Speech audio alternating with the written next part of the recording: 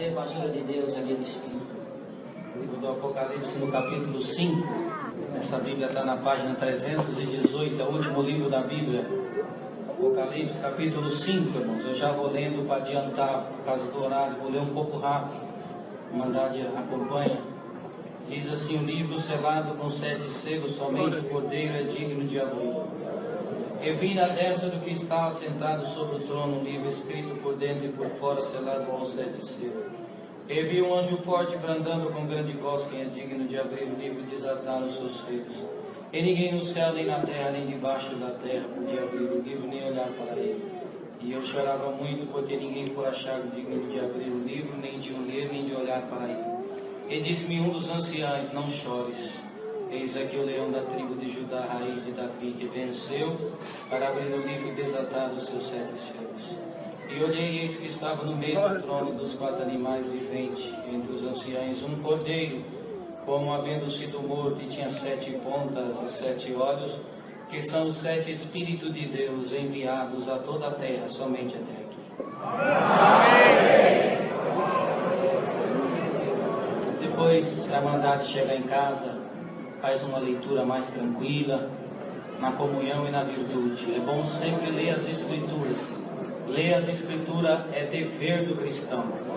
É mandamento nosso, né? É mandamento. Examinai as Escrituras e nela encontrareis a vida eterna. E a fé vem pelo ouvir da palavra de Deus. Irmãos, que nós vemos essa palavra do livro que João viu na revelação. Um livro aberto, um livro fechado, selado com 7 selos. E alguma coisa falava para ele que aquele livro precisava ser aberto. Porque se aquele livro não fosse aberto, se aqueles 7 selos não fossem quebrados, talvez hoje nós não estaríamos aqui. Ele procurou na terra, está escrito aqui, nós lemos: e ninguém no céu, nem na terra, nem debaixo da terra, era digno de abrir aquele livro e de nem olhar para ele. Certamente procurou no meio dos profetas, dos sacerdotes, das mulheres que fizeram histórias no Evangelho, mas não encontrou ninguém digno de abrir aquele livro. E ele se desesperou e a aflição tomou conta do seu coração. E quando ele chorava, o ancião falou com ele: não chores, eis aí o Cordeiro que foi morto e vive. Ele é digno de abrir. Glória a Deus. E aqui, irmãos, está escrito que quando João olhou, foi nesse ponto que o Senhor me apontou essa palavra. Eu vou ler. E olhei, os versículos 6, e olhei, e eis que estava no meio do trono e dos 4 animais viventes entre os anciãos, um cordeiro, que havendo sido morto tinha 7 pontas, 7 olhos, que são 7 Espíritos de Deus enviados a toda a terra. A igreja percebeu que o livro tinha 7 selos. Então, porque somente Cristo tinha o poder, a autonomia e a autoridade de abrir aquele livro.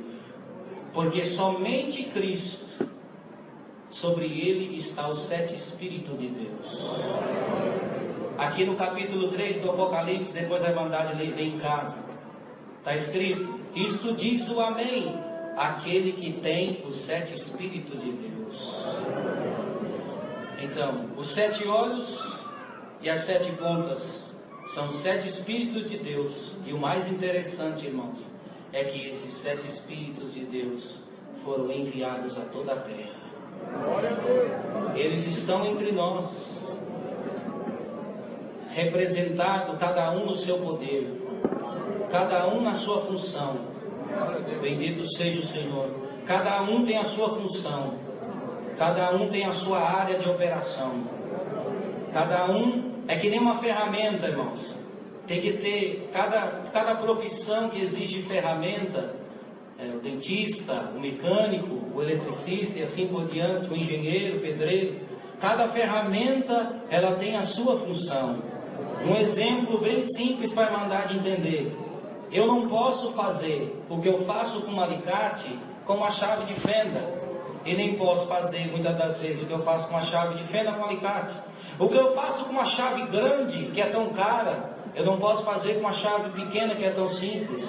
Então cada ferramenta, cada representação do poder dos 7 Espíritos de Deus, que foram enviados por toda a terra e estão entre nós, eles têm a sua função, eles têm a sua operação, eles têm a sua glorificação.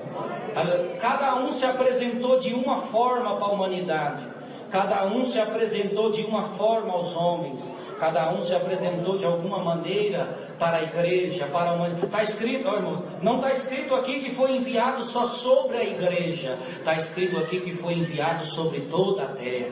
Bendito seja o Senhor, irmãos. E a primeira representação do poder de Deus, que toda a terra tem que reconhecer, é o poder do Deus Criador.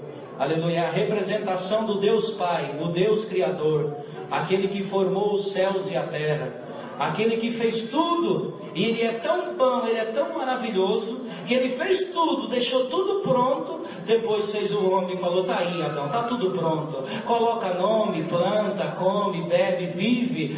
Bendito seja o Senhor. Irmãos, e é importante o homem reconhecer Deus como Criador, é importante o homem enxergar na criação o poder de Deus. É tão importante que o apóstolo Paulo, no 1 aos Romanos, ele fala: o poder invisível de Deus foi manifesto na criação, e aquele que não o reconhece é inexcusável, quer dizer, é indesculpável. Ele não crê, ele não reconhece que Deus fez o céu, que Deus fez a terra, os oceanos, o vento, bendito seja. Ele prefere acreditar que tudo veio do nada. Agora veja bem, irmão, é mais fácil crer no poder de Deus ou crer que tudo veio do nada? Bendito seja o Senhor. Aleluia. Pois tem gente que acredita que tudo veio do nada, mas não confessa que Deus é o Criador. E é importante nós reconhecermos e vermos Deus como Deus Criador, porque está escrito que aquele que não crê, ele já é condenado. E o apóstolo Paulo completa em 1 aos Romanos que aquele que não crê no poder invisível de Deus, manifesto em toda a criação, ele é inexcusável e se torna um ser entregue a sentimentos profanos, a destruições da própria carne, as paixões e as concupiscências carnais. Por quê? Porque não creu no Deus Criador, porque não acreditou no Deus Criador. Aleluia, bendito. Porque, irmão, um dia um músico estava indo para o batismo no meio da floresta, e ele se perdeu no sábado à noite. O batismo era no domingo de manhã, e ele parou na casa de um homem. Quando ele chegou, bateu palma, reconheceu, era amigo do pai dele, falou: senhor, deixa eu posar essa noite na sua casa, que vai ter um batismo aqui. Eu me perdi da turma, mas amanhã cedo eu vou continuar, pode dormir. Você está indo para onde? Eu estou indo para um batismo da igreja. Ele falou: mas batismo de quê? Da igreja, de Deus. Ele foi falando do evangelho. Ele falou: não, isso aí não existe, isso aí para mim não existe, isso aí para mim é conversa. Não, então vamos comigo lá amanhã no batismo, para o senhor ver que existe, é bonito, a obra de Deus é maravilhosa. Ele falou: não, se você provar para mim aonde está Deus, eu vou com você nesse batismo. Onde é que está Deus? Eu nunca vi Ele. Onde é que Ele mora? Onde é que é a casa dele? Aí o irmão ficou na comunhão e falou: se eu mostrar para você aonde está Deus, você vai comigo no batismo? Falou: se você mostrar para mim aonde está Deus, eu vou com você no batismo. O irmão ficou na comunhão e falou: Deus, agora me dá uma guia, fala na minha boca. E Deus visitou o seu servo e começou a dizer: sabe aonde eu vejo Deus, São Manuel? Eu vejo Deus no azul do céu, eu vejo Deus no verde da mata, eu vejo Deus no azul da água, eu vejo Deus na força do vento, eu vejo Deus quando um raio cai na terra, eu vejo Deus quando a chuva desce, eu vejo Deus na força dos mares, eu vejo Deus na criação dos teus animais, eu vejo Deus na gravidez da tua filha, do neto que ela está te dar, e na enfermidade da tua esposa. Para! É o suficiente, eu vou com você no batismo. No batismo, Deus chamou São Manuel e a família inteira. Quando nós olhar para o céu, nós tem que ver Deus. Quando nós olhar para o sol, nós tem que ver Deus. Quando nós sentir a chuva cair, nós tem que ver Deus. Quando nós ver o vento bater, nós tem que ver Deus. Quando nós escutar o trovão no céu, nós tem que ver Deus. Quando nós olhar para a perfeição do corpo humano, como ele trabalha, como ele funciona, nós temos que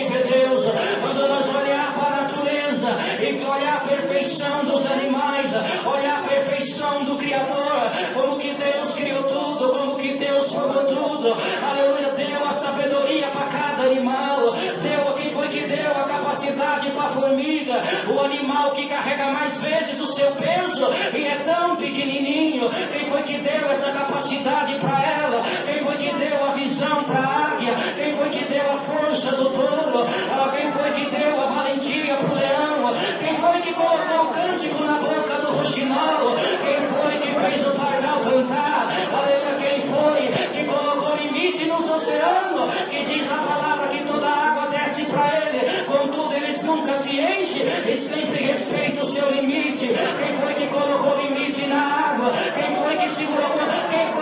Deus perguntou para Jó, quando Deus questionava com Jó tanta coisa, Deus falou: Jó, vem cá, senta aqui que agora é eu que vou falar. Jó, onde é que você estava quando eu fiz os montes? Onde é que você estava quando eu andava sobre as águas? Onde é que você estava quando eu criava os outeiros? Onde é que você estava quando eu formava o vento dos meus povos e retia ele na minha mão?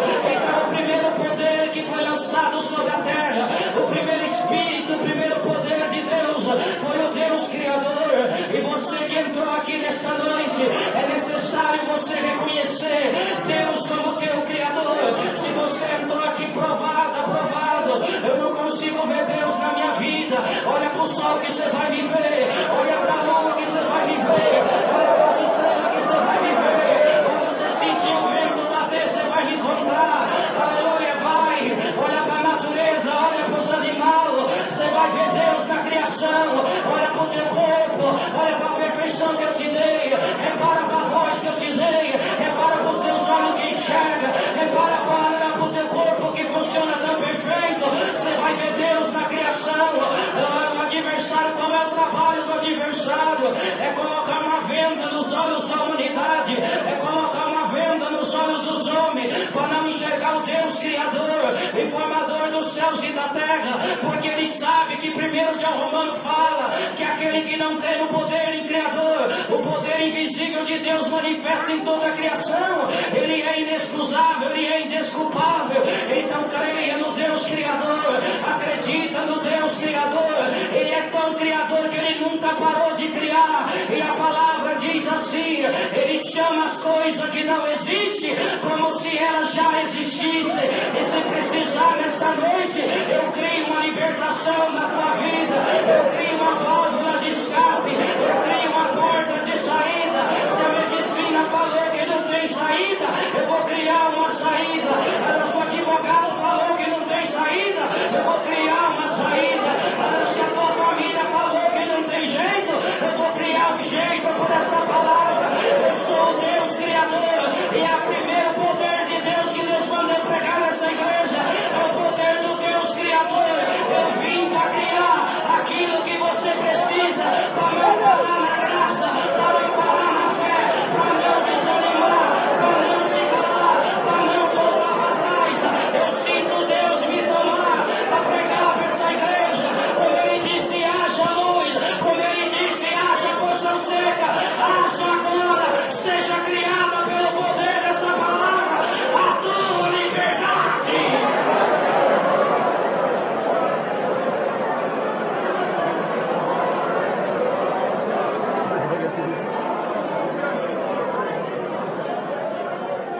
Vamos passar para frente.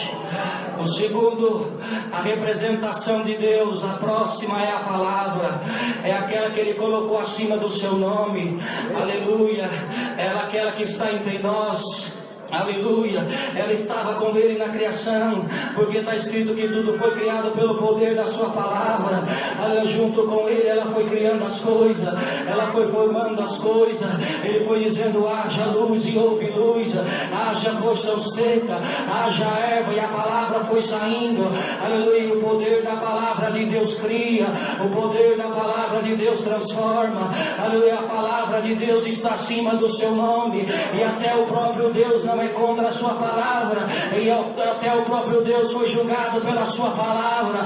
Mas quando Deus falou para Moisés, Moisés, eu vou acabar com esse povo, e dessas pedras eu vou levantar filho de Abraão, Moisés caiu de joelho no pó e disse, Deus, e a tua palavra vai ficar onde? E a tua promessa vai ficar onde? Aleluia, bendita a sua palavra, está acima do seu nome, é ela que que bate o martelo. Não pense que você vai para juízo final. O teu juízo é aqui. É ela que te julga. É ela que julga a tua vida.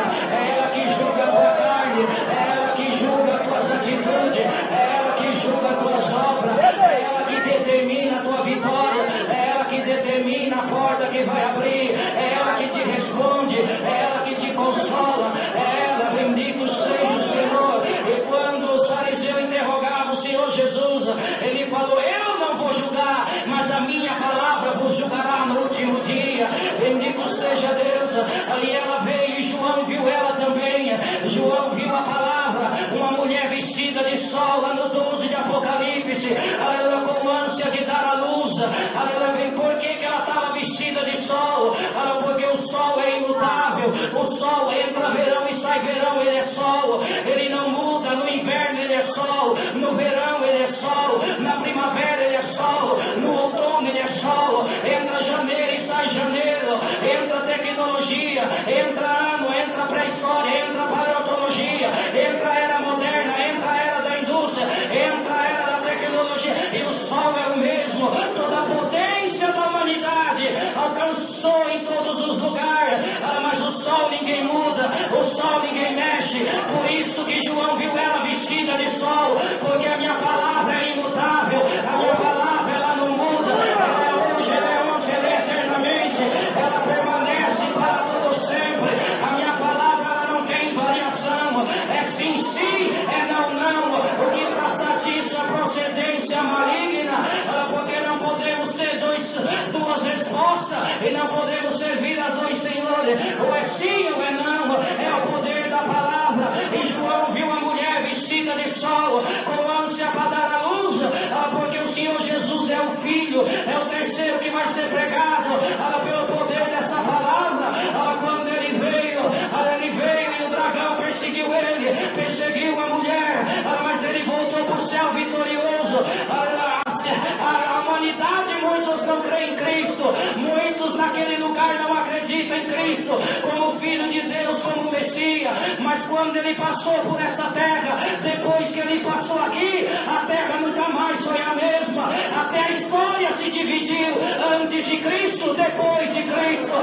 Porque quando Cristo passa na vida de alguém, a tua vida nunca mais será a mesma.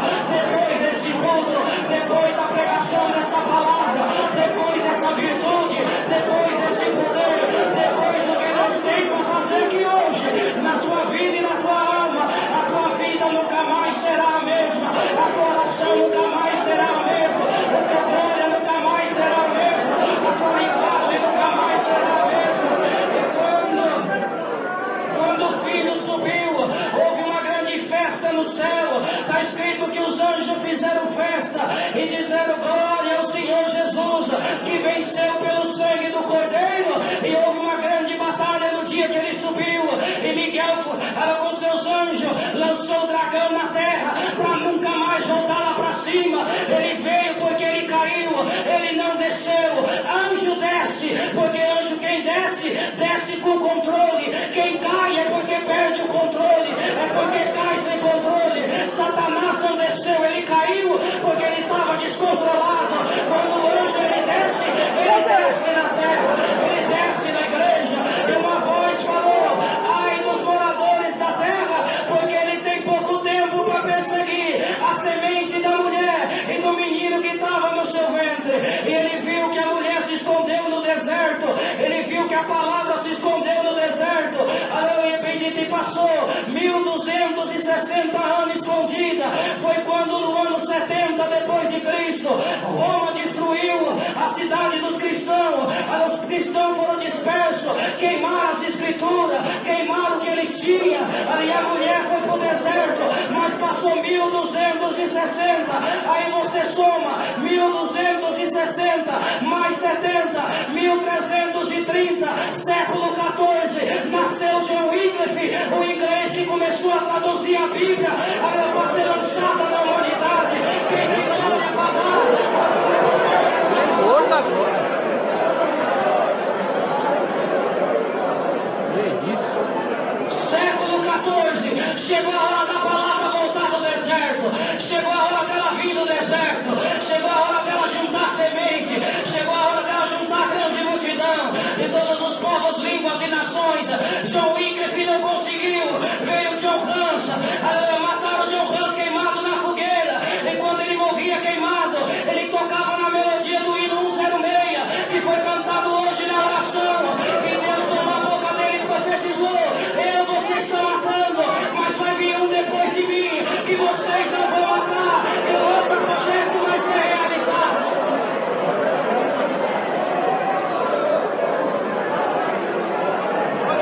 Veio Martinho Lutero e a palavra foi distribuída para a humanidade. Saiu de Roma, saiu da Itália, foi para a Inglaterra, foi para a Bélgica, foi para a Irlanda, foi para o Japão, foi para a Ásia, foi distribuindo e foi soltando a palavra, porque ela voltou do deserto.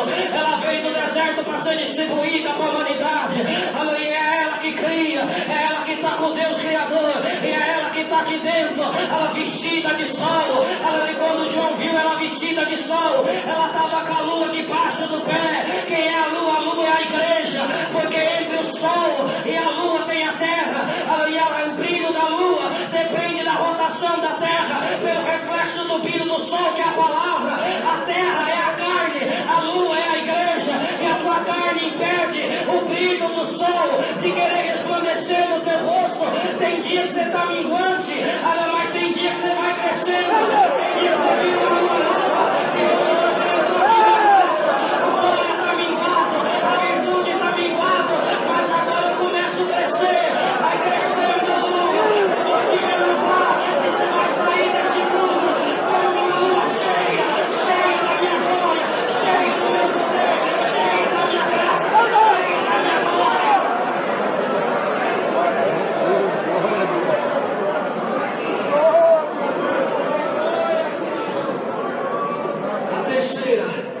O terceiro Espírito, o poder de Deus representado está no Filho. Aleluia, a criação de Deus. Está escrito: tu és meu filho, hoje te gerei. Esse aqui foi o único que foi gerado das entranhas de Deus. Está escrito, é o único que a Bíblia afirma: ou tu és meu filho, hoje te gerei. Mas não somos todos filhos de Deus.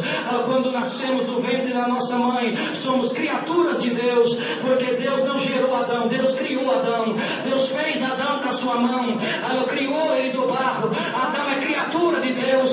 Quando nós nascemos da nossa mãe, nós somos natureza de Adão. Para nós ser filho de Deus, diz o apóstolo Paulo aos Romanos, não são os que são nascidos da carne que são filhos, mas aqueles que são nascidos pela fé em Cristo Jesus são adotados para ser filho de Deus, para a glória eterna. Você quer ser registrado, visita, como filho de Deus na glória, e Deus escreveu teu nome no livro da vida.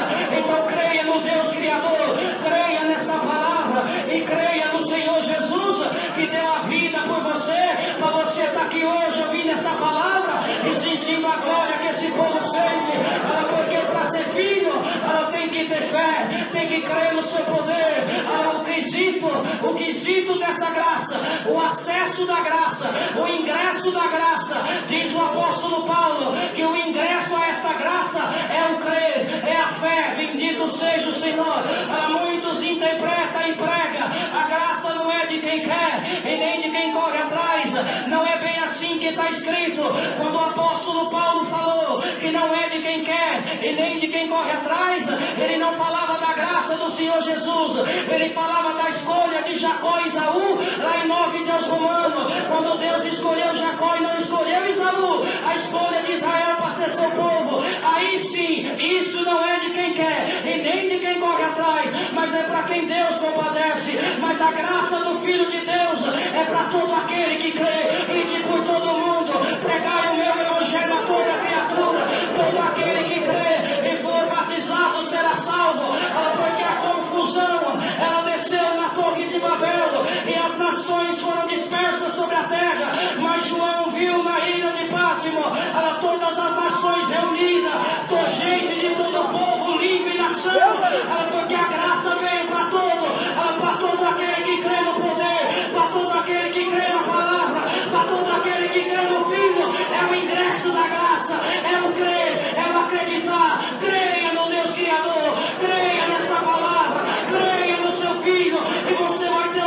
debaixo da graça do Filho de Deus na tua vida.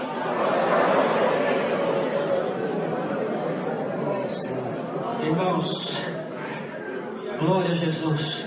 A graça do Filho de Deus é para quem quer, é para quem corre atrás, é para quem bate, é para quem busca, é para quem pede. O Senhor Jesus falou: aquele que bate abre, aquele que pede recebe, aquele que busca encontra. Se não abrir é porque você não está batendo, se você não encontrou é porque você não está buscando. Aleluia. Se você não achou é porque você não está procurando, porque foi Ele que falou: aquele que bate a porta abre, aquele que pede vai receber, aquele que busca vai encontrar. Você está batendo, continua batendo. Você está pedindo, continua pedindo. Bendito seja o Senhor, porque a graça é para quem crê, a graça é para quem acredita, a graça é para quem reconhece, para quem se entrega. Ela sabe de uma coisa, lembra aquele dia que a mulher chegou na mesa. A mulher, sabe quem era a mulher? Mulher cananeia. Sabe quem é cananeia? Descendente dos cananeus, filho de Canaã, filho de Cão, filho amaldiçoado de Noé. Bendito seja o Senhor. Uma nação amaldiçoada, uma nação da maldição. Ela chegou a mulher cananeia, descendente da família de Cão, na mesa do Senhor. Ela dá pão para mim, a minha filha está precisando de uma libertação. Ele olhou para a mulher e disse: como é que eu vou tirar dos filhos para dar para os cachorrinhos? Aleluia, bendito é o Senhor. A mulher falou: mas os cachorrinhos também comem daquele das migalhas que cai da mesa. A graça é de quem quer, a graça é de quem não desiste, é de quem bate, é de quem busca, é de quem se humilha, é de quem reconhece. Aleluia. O Senhor Jesus deixou os filhos na mesa e olhou para ela e disse: vai em paz, porque a tua fé te salvou. Nem em Israel eu achei tanta fé. A graça é para quem busca, é para quem não desiste, é para quem bate, é para quem crê, é para quem corre atrás. Olha, bendito seja o Senhor. É para aquele que abre o coração para Deus, é para aquele que abre o coração da palavra. Uma mulher lá em Jericó, Raabe também era cananeia, também era da família de Cão. Aleluia. Ela abriu a porta para Deus, ela abriu a porta da sua casa para os enviados de Deus, ela abriu a porta para os anjos de Deus.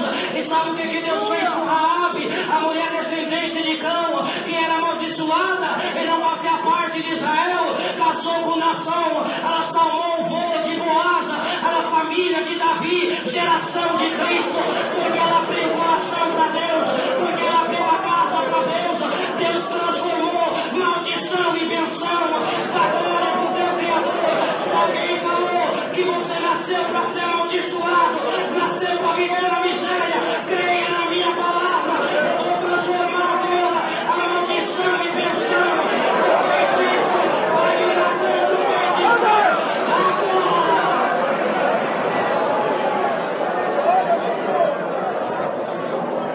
Santo é o Senhor. Aleluia. Deus Criador. Eu estou resumindo, irmão. Vou ver se eu consigo não acabar muito tarde essa palavra. Aleluia, Deus. Aleluia, a sua palavra, o seu filho. Aleluia, bendito agora. Aleluia, o quarto ser pregado, o Espírito Santo. Aleluia, aquele que quando o Senhor Jesus foi subir, os discípulos se entristeceram e falaram: e agora, como é que nós vamos fazer? O mestre está indo embora. Quem é que vai guiar nós? Quem é que vai conduzir nós? Quem é que vai fortalecer nós?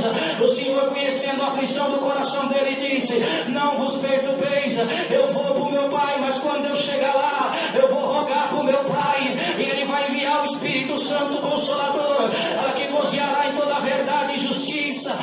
O Senhor Jesus subiu e demorou 10 dias, o Filho conversando com o Pai. Aleluia, aleluia. Depois de 10 dias, o Espírito Santo desceu para cumprir a missão dele. E qual é a missão dele? Na igreja ele tem uma missão, no mundo ele tem uma missão. A missão dele no mundo está aqui lá no Evangelho de João, é convencer o homem do pecado. Aonde o evangelista não chegar, o Espírito Santo vai chegar. Bendito seja o Senhor, porque quando Abraão chegou naquela nação, aleluia, Deus deu um sonho para o rei e mostrou que ele era homem de Deus. Não se preocupe, aonde o evangelista não chegar, o Espírito Santo vai chegar. Glória ao Senhor. É ele, a missão dele é convencer o homem do pecado. Sabe aquele remorso peso que você sente quando faz uma coisa errada, sabe aquele peso na consciência? É o Espírito Santo te convencendo do teu erro, é o Espírito Santo te convencendo do teu pecado. Você tem que mudar, você tem que parar com isso. Deus está triste com você, você tem que ir para a igreja, você tem que orar, você tem que cantar, você tem que louvar. É a missão do Espírito Santo.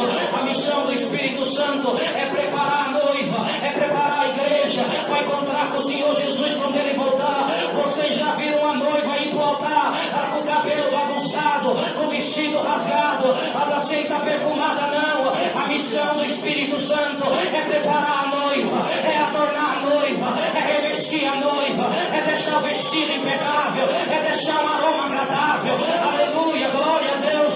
E se você entrou aqui de vestido rasgado, perdendo o aroma dessa graça, com o sapato espiritual furado, hoje o Espírito Santo que está sobre a igreja, ela vai dar um retoque no teu vestido, ela vai dar um renovo no teu sapato, vai colocar uma diadema nova na tua cabeça e vai passar um aroma de vida.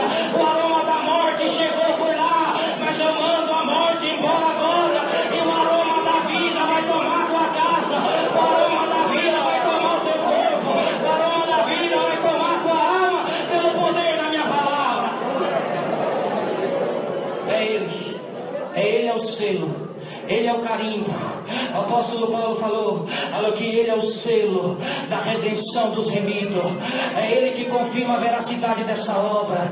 É Ele que prova que Deus está no meio desse povo, pela oração, pelos dons, pela revelação da palavra. É o Espírito Santo que guia, é o Espírito Santo que conduz, é o Espírito Santo que revela a tua necessidade, é o Espírito Santo que intercede com gemidos inexprimíveis. Está escrito que Ele intercede com gemidos inexprimíveis a favor da tua alma, a favor da tua dor, a favor do teu sofrimento, a favor da tua lágrima. Ele é o selo. Toda nota verdadeira, ela tem a marca da verdade. E quando uma nota falsa chega no banco, que ela não tem a marca da verdade, o banco segura ela. Mas enquanto a nota tem a marca da verdade, ninguém impede aquela nota de circular, ninguém impede aquela nota de ter valor na sua valência, no seu valor. Bendito seja Deus.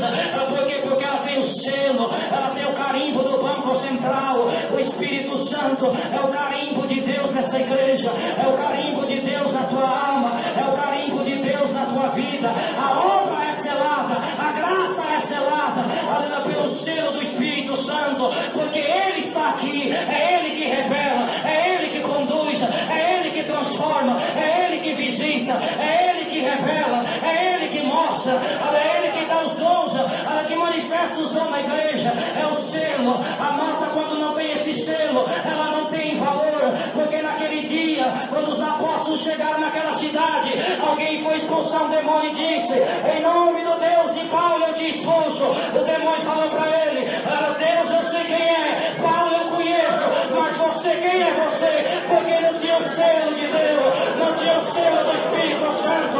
Aleluia, bendito seja Deus nas alturas. Esse selo está sobre você, está sobre a tua casa, sobre a tua fé, sobre a tua crença, sobre a tua oração, sobre a tua, aleluia, sobre a tua história. Aleluia, está o selo de Deus. E o apóstolo Paulo escreveu: não extingais o meu espírito. Ela foi o Espírito Santo que quebrou as portas do protocolo do judeu, porque os apóstolos queriam que ficasse só entre eles. Muitos não haviam entendido. Houve uma discussão entre eles, mas quando o Espírito Santo desceu sobre Cornélio, quando o Espírito Santo revelou para Pedro Cornélio, o primeiro gentio a ser batizado, quem foi que evangelizou Cornélio? Foi o Espírito Santo.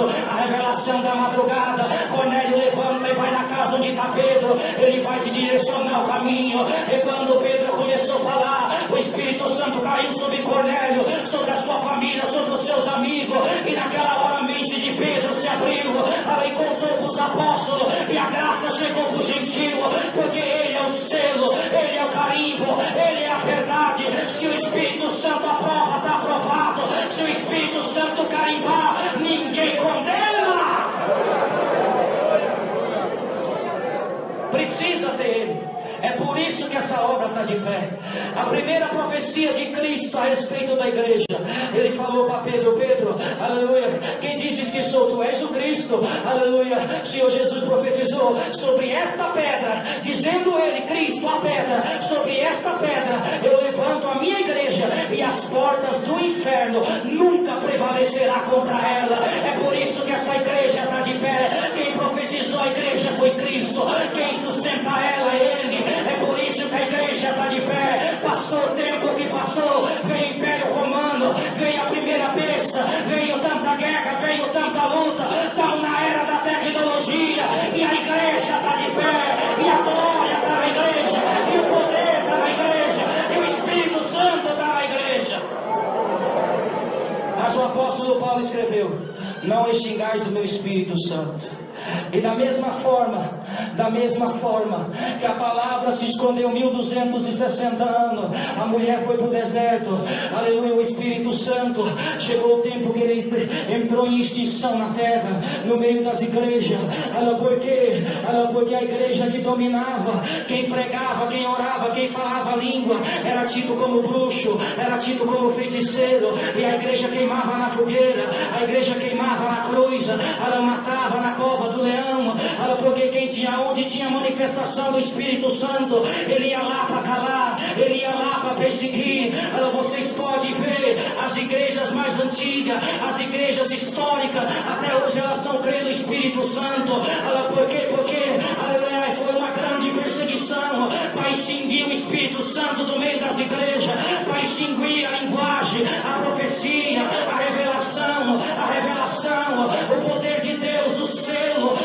Mas é o quarto Espírito, é o quarto poder, a quarta representação. E quando foi que ele estava extinguido, que as igrejas não criam no Espírito Santo, no ano de 1908, o Espírito Santo desceu na Rua Azusa, no norte dos Estados Unidos, e visitou um grupo de homens com linguagens do Espírito Santo, e eles se dividiram pelo mundo anunciando o Espírito Santo.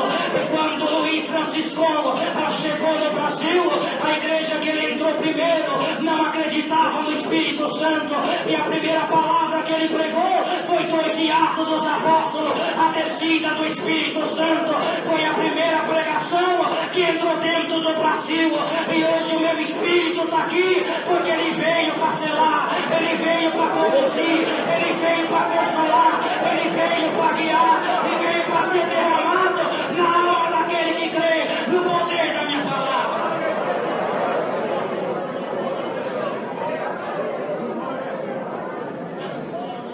Não vai dar tempo. A quinta representação do poder de Deus, ela está na água. Mas por que na água? Aleluia, glória a Jesus. Porque o Espírito de Deus passeava sobre as águas. Nós temos água lá no céu e nós temos água aqui na terra.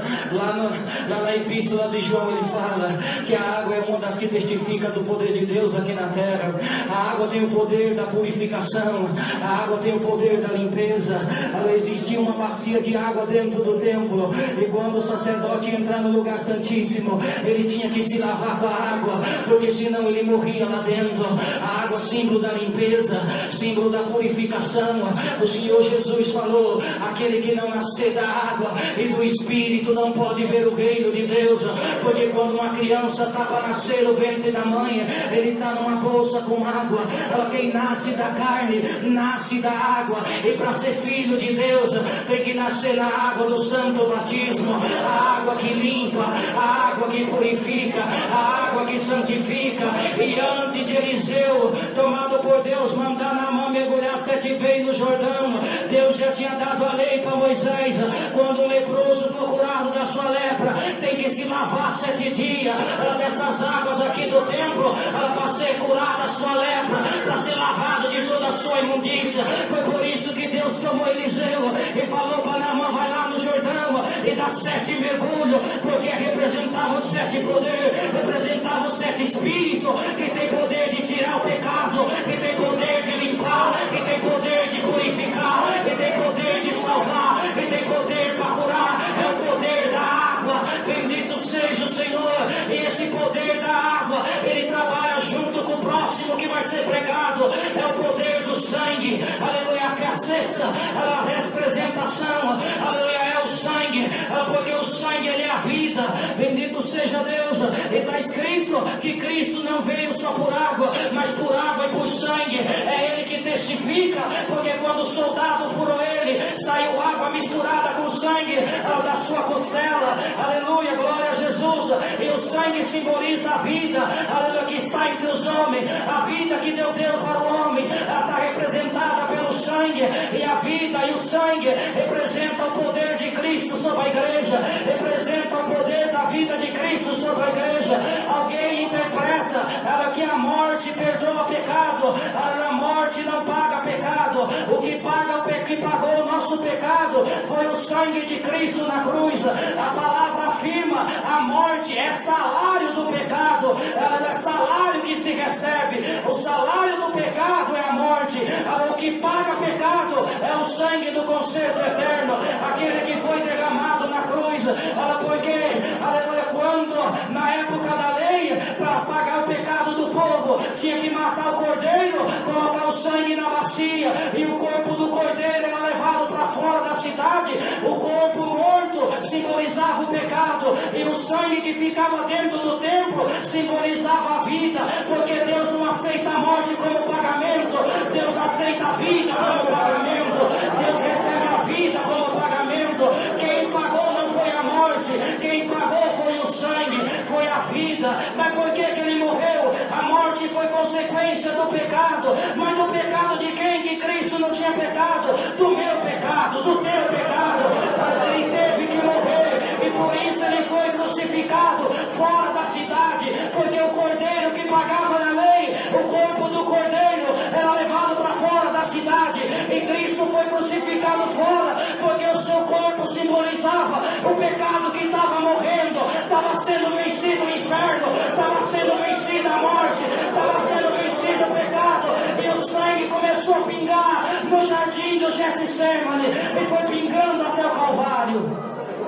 E foi esse sangue que cobriu essa igreja, foi esse sangue que lavou teus pecados, foi esse sangue, está escrito lá em 9 de aos Hebreus: só o sangue de Jesus tem poder para libertar e de toda mancha nos limpar. É o sangue misturado com a água, porque na época da lei, quem não tinha muita condição, trazia um casal de pombo, o pombo macho, a pomba fêmea, pegava o pombo macho, matava, derramava o sangue na água, misturava o sangue do pombo macho com a água, e pegava a pomba fêmea e mergulhava na água com sangue e soltava a pomba para voar. Por isso Salomão falou: amada minha, pomba minha, porque o pombo macho é Cristo que foi morto, misturado com a água e com o sangue. A igreja, que é a pomba, foi lavada e mergulhada nas águas pelo sangue do conserto eterno, para voar, para ter liberdade. Hoje você vai voar nas asas dessa palavra, no sangue do conserto eterno. O diabo te prendeu numa gaiola, eu estou abrindo a gaiola agora.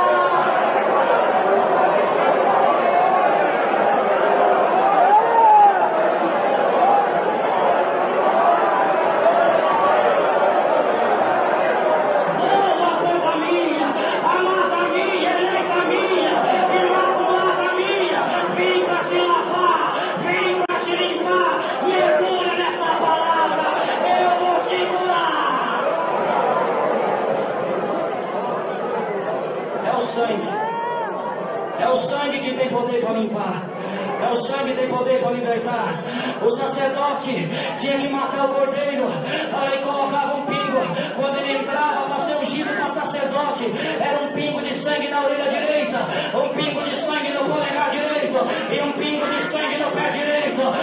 Sabe para quê? Para não dar ouvido para a carne, para não dar ouvido para Satanás, para não colocar a mão na obra de Deus, para não caminhar para o caminho do pecado. E hoje esse sangue vai te ungir, como na igreja, no interior de Rondônia, numa busca de onde Deus tomava o seu servo e dizia: o sangue do conserto eterno está cobrindo essa igreja. E ele viu a olho nu o sangue escorrendo na parede da igreja. E quando foi no outro dia, mais de 10 irmãos foi lavar o véu, e a água ficou manchada de sangue, e a esposa de um cooperador guardou o véu manchado de sangue na geladeira. Passou alguns meses, o demônio tomou uma mulher na vila, na cidade, levaram o pastor, o feiticeiro, o padre, o macumbeiro.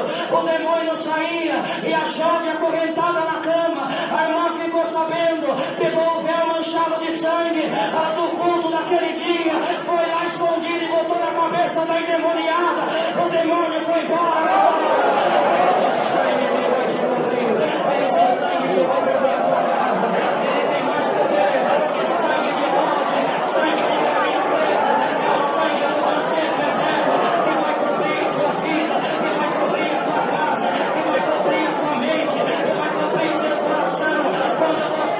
em perigo clama: Senhor Jesus, me cobre com teu sangue. O socorro vai chegar, a libertação vai chegar, o inferno vai comer.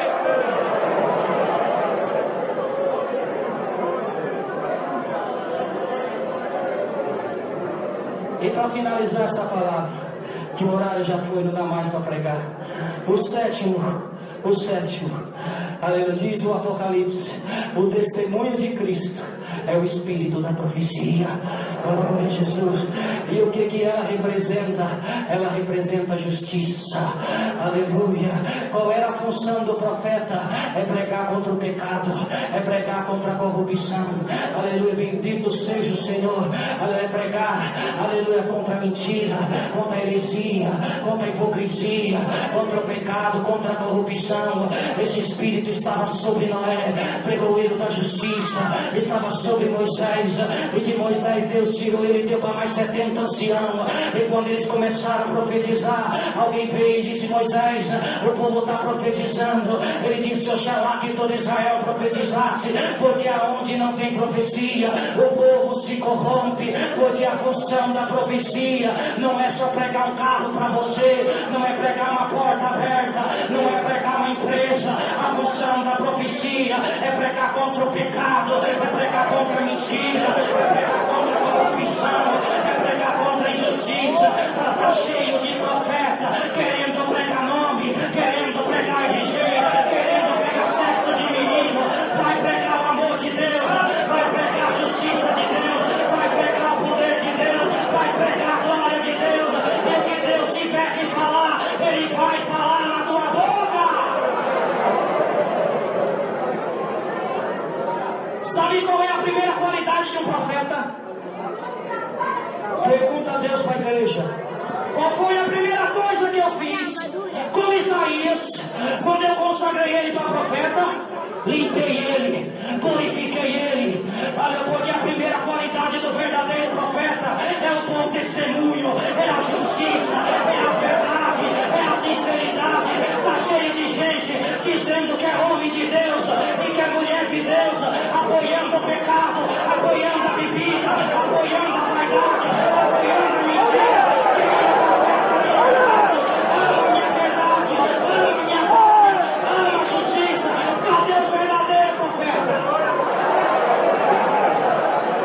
Cadê os verdadeiros adoradores? Quem quer ser consagrado para profeta hoje na glória? Quem quer ser ungido para pregar contra o pecado, contra a Jezabel, contra a mentira, contra a bebida, contra a falsidade, contra a política, contra a heresia? Até mais que desceu na boca de Isaías, está descendo dentro dessa igreja. Eu vejo um instrumento santo, um anjo paternais na mão, e está voando sobre essa igreja. E vai ungir a tua boca agora. Seja ungido para pregar, seja ungido para pregar.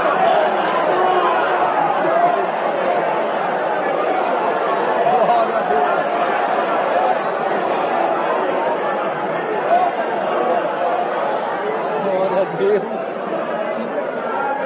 Não dá mais para pregar. E para fechar essa palavra, os sete Espíritos de Deus, o Deus Criador, a palavra, o Filho, o Espírito Santo, a água, o sangue e o Espírito da profecia.